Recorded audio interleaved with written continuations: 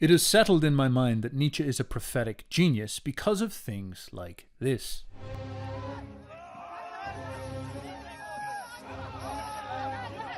Dawaj z tym gazem tutaj, ej, tu! Tutaj, dawaj bliżej, dawaj! What you're looking at are Polish border guards dealing with asylum seekers getting pushed onto their fences. Now what you're seeing happen is that these asylum seekers are throwing stones at the border guards.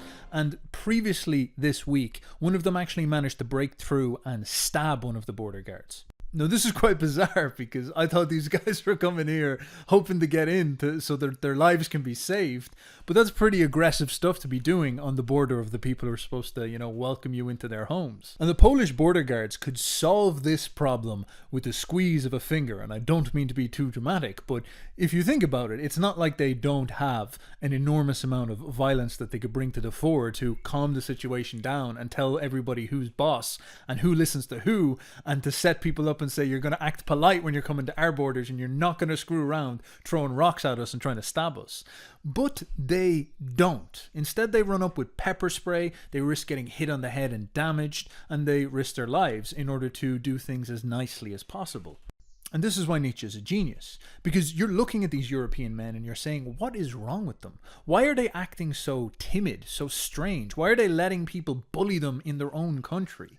These people have been crippled by some type of moral neurosis. It's one of the strangest things you'll ever see in all of history. These men here would have some of the most advanced weapons of war in all of human history. They would have ballistic missiles, fully automatic rifles, tanks, artillery, drone armies, but they just won't use them because their morals are holding them back. There's something about their moral notions that stop them from being able to stand even for themselves. And this is a very strange thing about the West. You would imagine if you became a soldier, you'd be able to run around and let off steam and let that gun go and feel violence and escape the prison of civilization, but it's not like that at all. If you speak to any veterans, for example, from the Iraq War, or almost any war in the last 50 years, it's absolutely haggard with morality. There's these things called the rules of engagement that means that a soldier from the West cannot attempt to shoot someone unless they are putting fire on them first. So if you come across a guy and he's like lifting his gun up, you literally cannot shoot him until he pulls the trigger.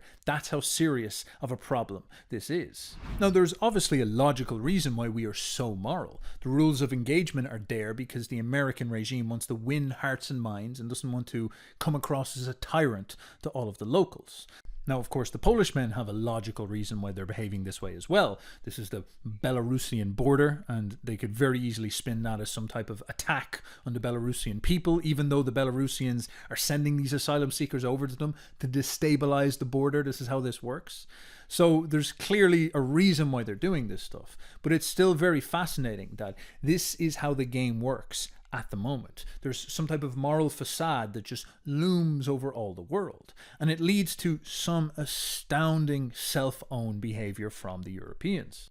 For example, these asylum seekers are clearly weapons of fifth generational warfare. The Russians sent asylum seekers from Syria and Azerbaijan up to the Finnish border because they wanted to destabilize the Finnish border. That is a hostile act. The Israelis, the far-right parties in the Israelis, said that the Europeans should take all the people out of Gaza because that will give them the reason to get rid of them, to say, you, go take them up into Europe if you like them so much. None of this is to do with compassion or morality. This is the politically realistic view on this stuff, that these state actors are using these as weapons of war. It might be the Russians or maybe the Belarusian state that are sending these people to the Polish border because they want to aggravate the Poles. They want the Polish border to experience this. These guys standing there pepper spraying as rocks and knives and sharp objects come pouring down upon them. And because of the European moral neurosis, this works. Because if this happened in the medieval times, you sent this big load of asylum just up to the city walls back 1,000 years ago, believe me, the bows and arrows would have just cleaned that problem up very, very quickly. In fact, we have historical examples of this happening.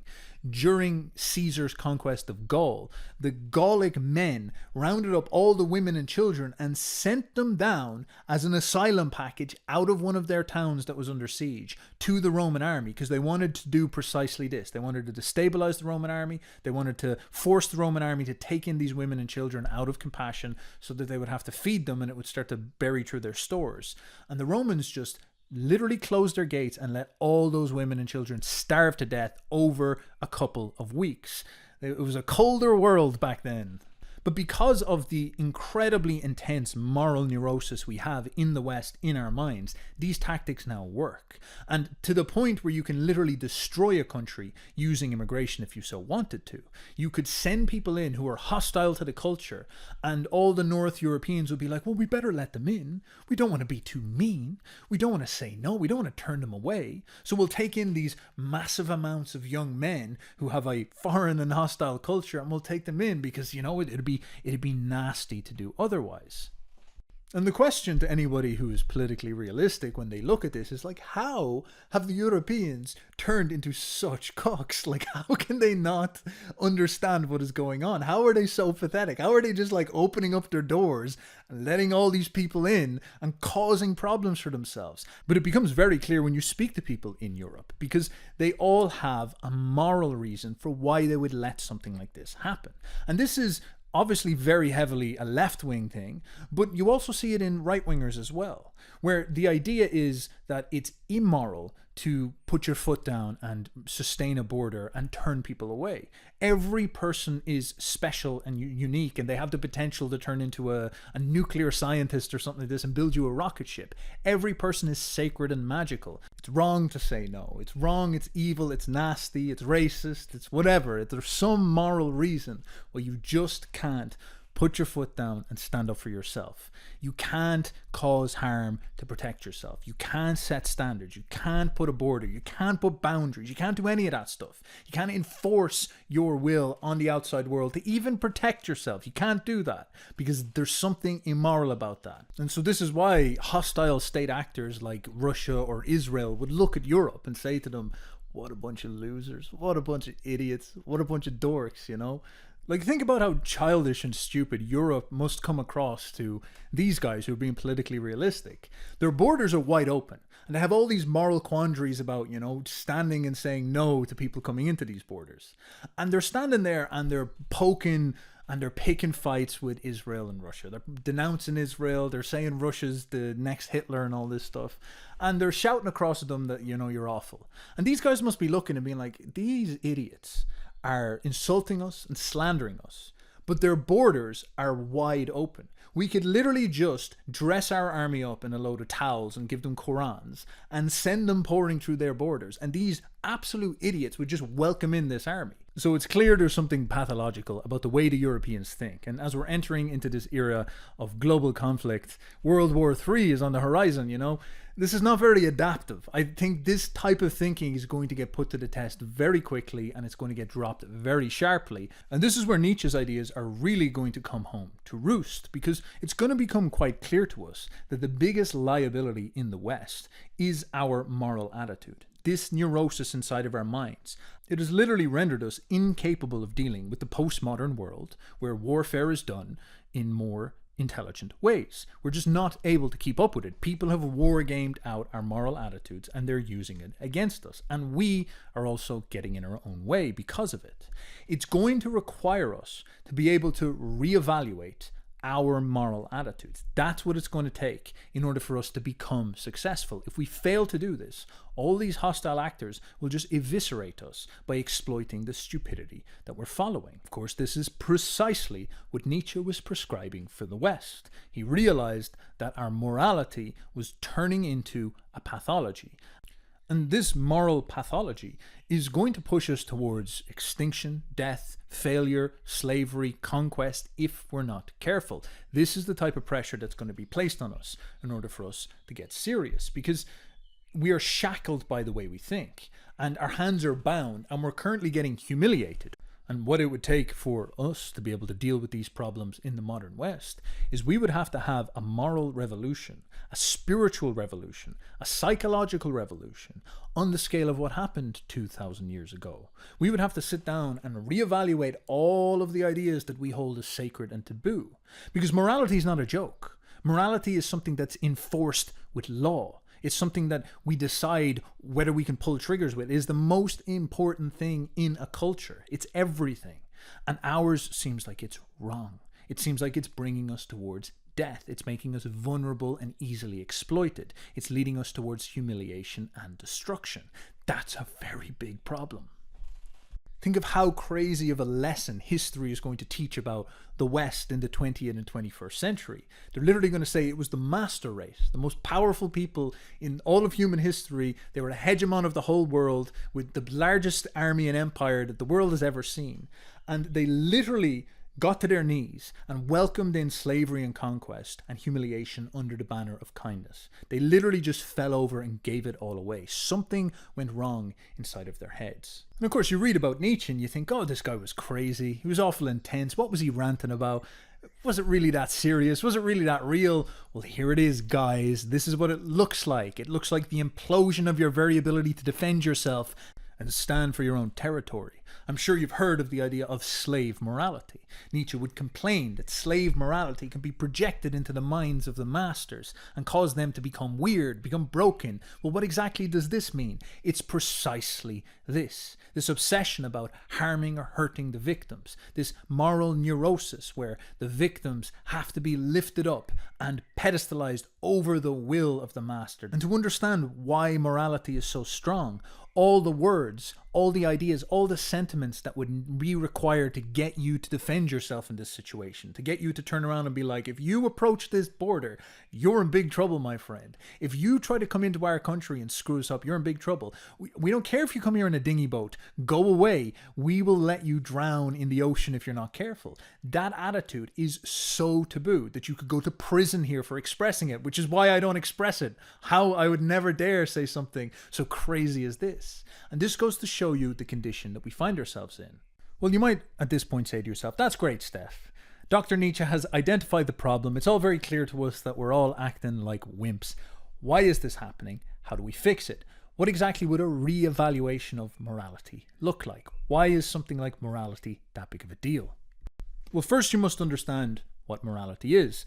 Morality is the thing that dictates how you make decisions. You could be the most powerful guy ever with massive biceps, with 4,000 rocket launchers in your hands. But if your brain tells you not to do something, you won't be able to use those weapons. Your arms are empowered by your mind. Morality dictates your actions. And morality penetrates into every area of your life as a consequence. Now, decisions are important because if you make bad decisions, you'll end up screwing up your life. If you decide to waste your time taking drugs all the time, you decide to waste your time not studying how finance works, you decide to waste your time not developing skills, but instead playing video games or something like that, you're going to end up broke and poor and a loser and your teeth are going to fall out.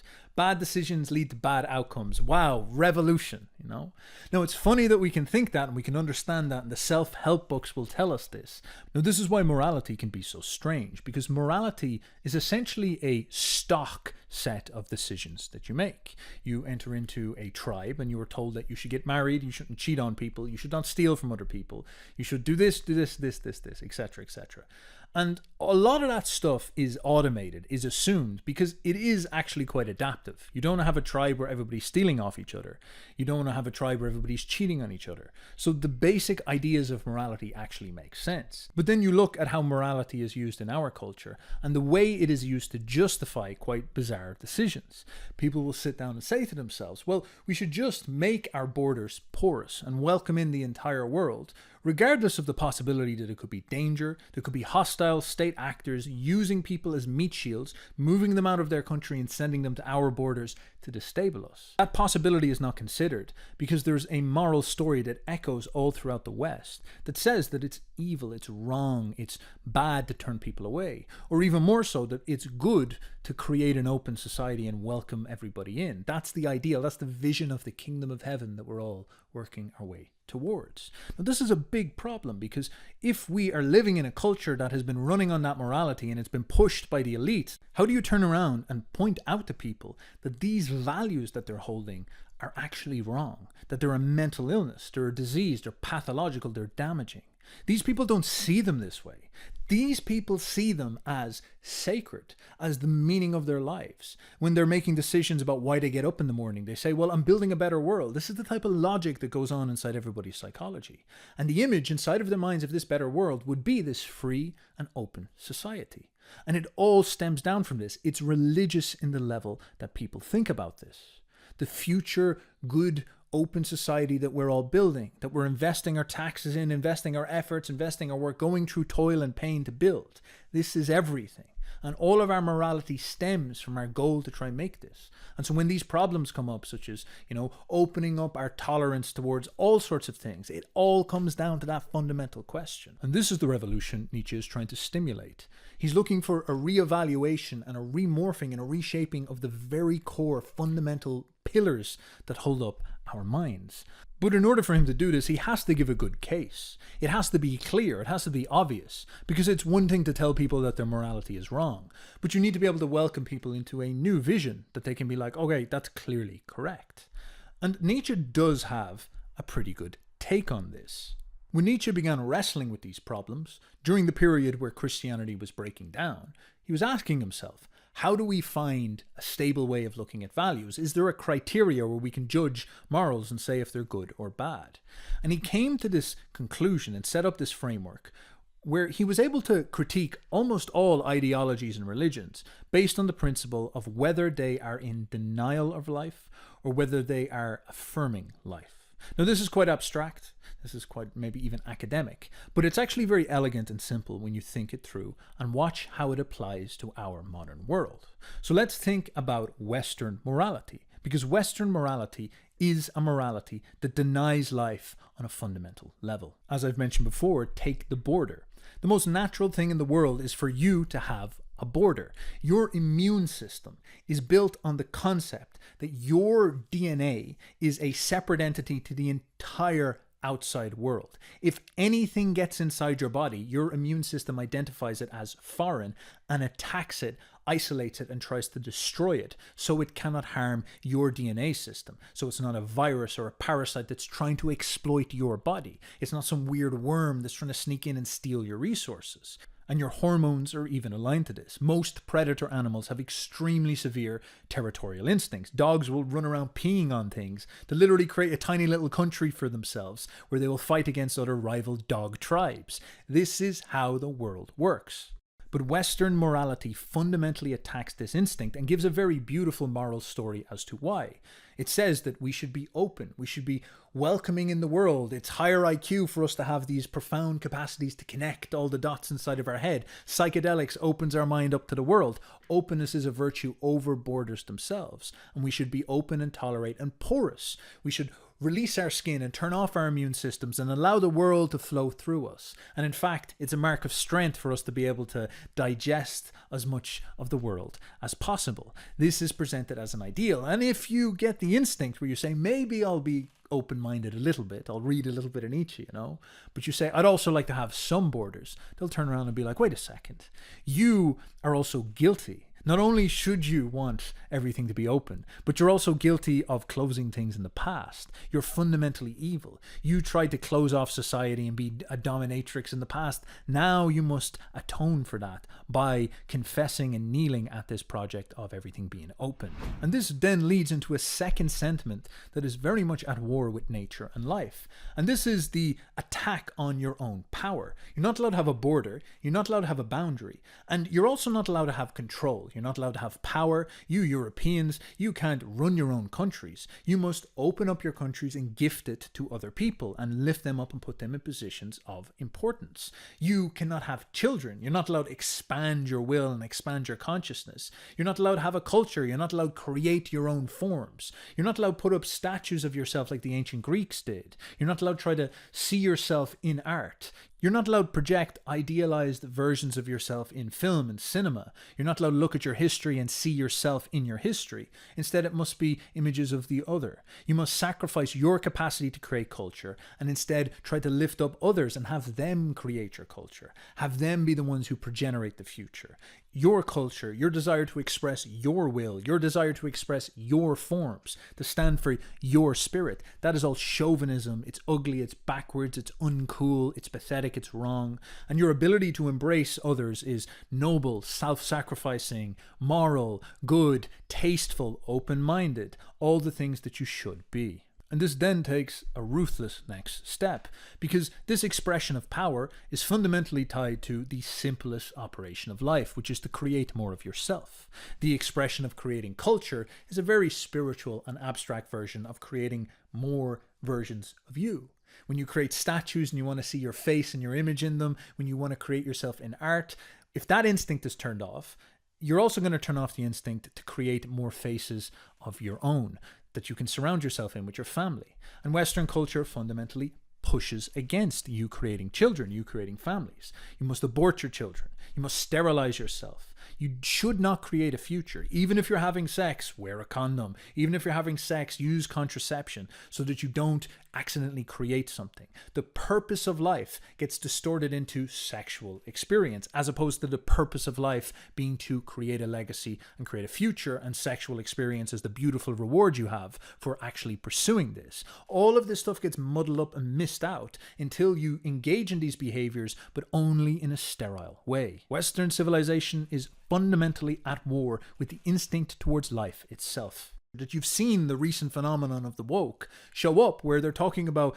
changing their genders. They're saying that nature literally got your gender wrong. Nature herself, in all her wisdom, life itself made a blunder. And you need to correct it because life is not right for you. You need to go in a different direction. And this itself can lead to things like castration and sterilization and taking advanced hormones to go to war against nature itself. It's a denial of the body and what you are in favor of something abstract, some moral notion, some type of idea in your head of self-inventedness and openness and possibility and newness and something different. And all of these sentiments are drilled home with a consistent lambasting about you ever having pride in yourself, you ever believing in yourself, you ever standing for yourself. All of that stuff is categorized as a moral taboo, and that's enforced with the law. If you go and you try to celebrate yourself and proudly beat your chest or something like that, you can literally get put into prison. You're expected to hang your head in shame, remain sterile, continue to work, pay up for the self-sacrifice of others, and never try to create a future for yourself. Don't create children, don't create your own culture. And if you ever get depressed about this, well then you can just use euthanasia to exit this life, which itself is considered a moral act because you end suffering and you just get rid of the problem, which is you existing. And you see this everywhere, behind every taboo, every sentiment, even in the conversations. When people are trying to make their decisions, there's all sorts of constellations of ideas and notions and moral quandaries that leads to them making decisions that fundamentally put them at war with themselves. And this was a major thing that Nietzsche was watching out for. Nietzsche saw how this rose up inside of Buddhism, in Schopenhauer, in Christianity at points, and he was worried that this looming sentiment of the denial of life that was sort of floating in the back of these philosophies would actually rip out of them all and appear in the modern period and absolutely eviscerate the Europeans and destroy them. He saw in Schopenhauer that this life-denying instinct was starting to get stronger and stronger and stronger than it had ever been seen before, and he was very afraid of it, and he turned out to be fundamentally correct because it's become dominant in the West. Now, you might be a bit black-pilled, but let's consider the alternate. What would be a life-embracing way of seeing the world? How would we reorder our minds to affirm life, to stand with life, to stand with nature, to stand with our instincts, to stand with all that that might mean? Well, it has to run on these new alignments of sentiments and a new set of first principles. It has to show us something positive. Western culture has a very glossy and positive view of its open society, its moral world, of the future of tolerance. It seems very beautiful. It's very emotional. But what would our positive vision be? Well, You have to understand that life at its root is proud of itself. It stands for itself. It wishes to expand itself and experience its full power and creativity and strength. Think about a lion. A lion believes it deserves to eat the gazelle. It deserves to grow strong. It deserves to create more of itself. It has a natural instinctive self-love, and this is what gives it this capacity to expand its will. It loves what it is, it loves its position, and this is why it fights for who it is, and this is why it has a good conscience about expanding its power. Now, this is a massive taboo in our culture, but that's toxic and terminal. That needs to be fully flipped on its head. And it starts with you beginning to actually believe this, because you'll find an awful lot of Western culture saturates inside of your soul and has you doubting yourself, has you doubting your capacity or right to embrace yourself and feel your power. That's how you begin to do this spiritual revolution. Now consider that pathologized desire to create more versions of yourself. On the most fundamental level, your desire to create a future, to create children. You'll notice that you live in a culture that sort of suggests that it's moral to have maybe one kid, maybe two if you're being profligate, three if you're just, you can't keep a condom on or something like this. But in the past, people used to have 10. Charlemagne had like 20 kids. Why would it not be right for you to create that many? People in the West have this sentiment that that's greedy or something, that is damaging the environment, that's uneconomical. That's that type of toxic thinking that's leading to a crashing birth rate, a sterilization, and a death of all the young people because you're just not producing them. That's a self-hating idea. What is wrong with wanting to creating more of yourself? It's like an artist saying, I want to only make one painting. It's like, well, look, why don't you create a portfolio and try to make them all really good as well? That's what all great artists tend to do. And that then stems to the next step. This ability to overthrow this weird pathological shame around giving birth to children is also present fully in the arts. We're ashamed of our own collective unconscious, our oversoul, our spirit. We're not allowed to bring forms out of our imagination. We're not allowed to talk about our history. We're not allowed to create our ideals. We have to take on the music of the others. We have to take on the forms of the others. We have to make stories and include other people in them. We can't have our own perspective. We can't have our own stories. We can't have our own assertions. James Bond now has to, move on to the next stage where it welcomes in black actors and stuff like this. And of course, this is not actually coming from a position of hate. I'm not to be a cuck, but it's not coming from this position where you were genuinely like, I don't like other people. It's actually completely about this idea of self-confidence, that you can never approach other people in an authentic way if you don't believe in yourself. You're just like this weird, nervous, try-hard kid in the corner who's trying to, gas people up instead of being yourself. Everybody knows that life wants to be itself. And this is what you see in this pathology in the West, this crippling shame, where it would seem obnoxious for us to create a statue with our own image in its maximum power projected in front of us. But that's what the healthy instinct of the Renaissance man, of the Athenian Greek, that's what they do. That's the right way to create art. It's about celebrating your will and yourself. That's how you do it. And this fundamental will to project your image, expand, create your space, own your space, and be free and beautiful and strong and healthy, and love yourself and love what you create, and wish to project that legacy out for 1,000 years into the future. That type of energy and will, that is what a life cult is. And the willingness to stand and defend that, that's what a life cult is. And this is the natural way that pretty much every civilization up until now has operated and ran with. That's the philosophy of life that's fundamental within the spirit of mankind. But it's something that's very difficult to intellectualize because it's so instinctive. This is why Nietzsche is a genius. He managed to intellectualize it. He managed to present it to us in a naked, intuitive, and beautiful way, in a way that actually makes very clear sense. Life is fundamentally something that we want to embrace. And Nietzsche is often slandered as some type of, nerd neckbeard who wanted to hurt everyone and he loved evil or something like this. But he's not saying that at all. He's talking about the innocence of nature, where nature will defend itself. Nature is willing to hurt and harm and put up boundaries and enforce them in order to protect itself, stand for itself, and preserve its capacity to create beauty and truth and reality in its will. It understands fundamentally that that's the correct way to orientate itself. And this is what has been lost in the West. We've replaced this subjective objective morality of believing in ourselves and expanding our beauty out into the world and understanding that's how we save the world and we contribute to the world by projecting what is magical within us. We've instead replaced this with this very bizarre, universalized victim attitude where our will must be suppressed at all costs, and the will of the other, the will of the victim, must be celebrated and expanded, and we must spend our energy and give our territory over to doing this. And this is fundamentally toxic. It is detrimental towards the project of civilization itself. That sounds dramatic, but you can see that that's actually what is happening.